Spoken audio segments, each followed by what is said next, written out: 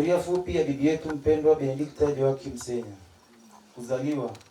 Mpendwa bibi yetu Benedicta Joakim Senya alizaliwa tarehe 15 mwezi wa pili mwaka 1948 katika kijiji cha Sungujuu, kata ya Kibosho Mashariki, akiwa mtoto wa tatu kati ya watoto 6. Ubatizo. Mpendwa bibi yetu Benedicta Joakim Senya alibatizwa tarehe 28 mwezi wa 6 mwaka 1948 katika parokia ya Bikira Maria Mpalizi wa Mbinguni, Kibosho. Sakramenti. Mpendwa bibi yetu Benedicta Joakim Senya alipata sakramenti ya komunyo ya kwanza mwaka 1958 na baadaye alipata sakramenti ya kipaimara mwaka 1959 katika parokia ya Bikira Maria Mpalizi wa Mbinguni, Kibosho. Elimu.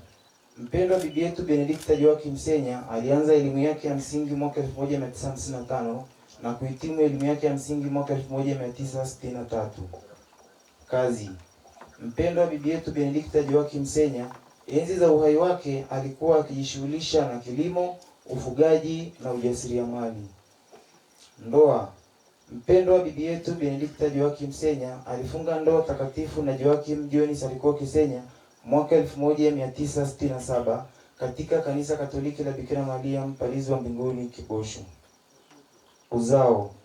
Mpendwa bibi yetu Benedicta Joakim Senya alijaliwa kupata watoto 6, 2 wa kike na 4 wa kiume. Walio hai ni mmoja, wajukuu 25 na vitukuu 16.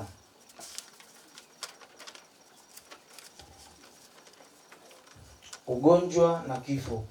Mpendwa bibi yetu Benedicta Joakim Senya alipata mshtuko wa moyo na kuanguka, na alipokimbizwa hospitali ya Mwenge ndipo alipogundua umauti umeshamfika. Mpendwa bibi yetu Benedicta Joakim Senya amefariki akiwa na umri wa miaka 78. Shukrani. Kwanza tunamshukuru Mwenyezi Mungu kwa zawadi ya uhai wa mpendwa bibi yetu Benedicta Joakim Senya. Pili, shukrani za kipekee ziende kwa mapadri wote waliotuongozea ibada ya mazishi ya mpendwa bibi yetu Benedicta Joakim Senya. Tatu, shukrani ziwafikie madaktari na manesi wa hospitali ya Mwenge kwa jitihada zao za kupigania uhai wa mpendwa bibi yetu Benedicta Joakim Senya. 4, shukrani za kipekee ziende katika familia yetu ya mzee Joakim Senya na ukoo wa Senya pamoja na ukoo wa Mushi.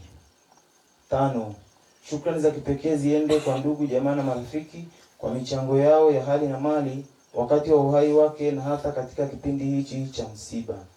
Roho ya marehemu bibi yetu Benedicta Joakim Senya ipate rehema kwa Mungu, ipumzike kwa amani. Bwana ametoa na Bwana ametoa, jina la Bwana lihimidiwe.